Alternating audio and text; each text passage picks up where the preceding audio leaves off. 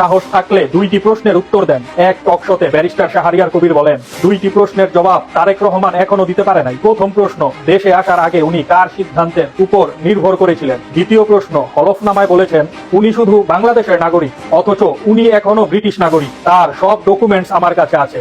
গঠনমূলক কমেন্টসের মাধ্যমে এই ব্যাপারে আপনাদের মতামত জানিয়ে যাবেন। ধন্যবাদ। কি করবেন ইশরাক? নাসির উদ্দিন পাটোয়ারি বলেন, খোকা পুত্র ইশরাক ঢাকা দক্ষিণে মহাজনী কায়দায় চাঁদাবাজিতে নেমেছে। আমরা তাদের ওই রাজত্ব ভেঙে খান খান করে দেব। ঠিক কিনা বলুন? এই মানুষটাকে নিয়ে এত ভয় কেন? তারেক রহমান বাংলাদেশের জাতীয়তাবাদী দলের চেয়ারম্যান। তিনি বলেন, রাজনীতি হবে জনগণের জন্য, ক্ষমতা নয়, জবাবদিহিতা চাই। এক পাশে সাধারণ মানুষের কষ্ট আর আরেক পাশে ক্ষমতার বিলাস। একটাই প্রশ্ন, এই দেশ কি আবার জনগণের হবে? রাজনীতি মানে শুধু ভাষণ না, রাজনীতি মানে মানুষের অধিকার। তারেক রহমান কি পারবে সেই পরিবর্তন করতে? আপনাদের মতামত কমেন্টসে জানান। গণভোটের লাভ লসের হিসাব। মির্জা গালিব বলেন, গণভোটে যদি না জিতে তাহলে লাভ হইব যারা এমপি মন্ত্রী হবে, সরকার পরিচালনা করবে তাদের। আর যদি হ্যাঁ জিতে তাহলে লাভ হবে জনগণের। কারণ যারা মন্ত্রী হবে, এমপি হবে, তাদের অনেক ক্ষেত্রে ক্ষমতা কমে যাবে।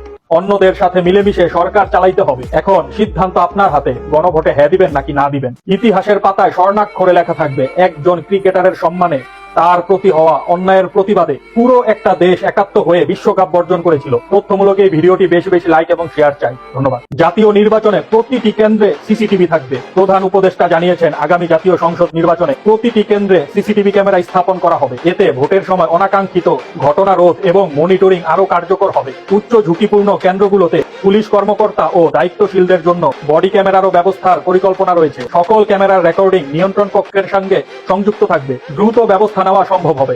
এতে নির্বাচনের প্রক্রিয়া স্বচ্ছ ও বিশ্বাসযোগ্য রাখার লক্ষ্যে করা হবে। টেম্পু কার্ড, খাম্বা কার্ড, চান্দা কার্ড, কার কোনটা লাগবে তাড়াতাড়ি কও, দেওয়া হবে বিদ্যুৎ ছাড়া খাম্বার মতো সেবা।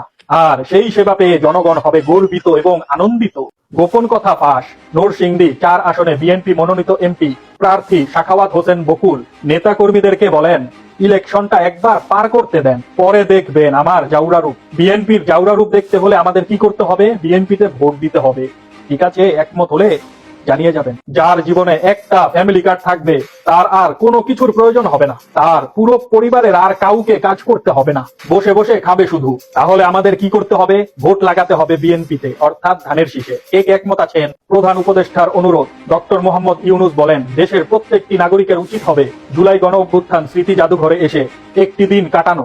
এই জাদুঘরে মানুষ একটা দিন কাটালে জানতে পারবে কি নৃশংসতার মধ্য দিয়ে এ জাতিকে যেতে হয়েছে। আবু হেনা রাজ্জাকি সুন্দর কথা বলেছেন। তিনি বলেন, আপনার মা জামাত শিবিরের প্রশংসা করে গিয়েছিল, আর আপনি জামাত শিবিরকে মুনাফিক বলেন। এটা খুবই লজ্জাজনক। আপনাদের মতামত কি?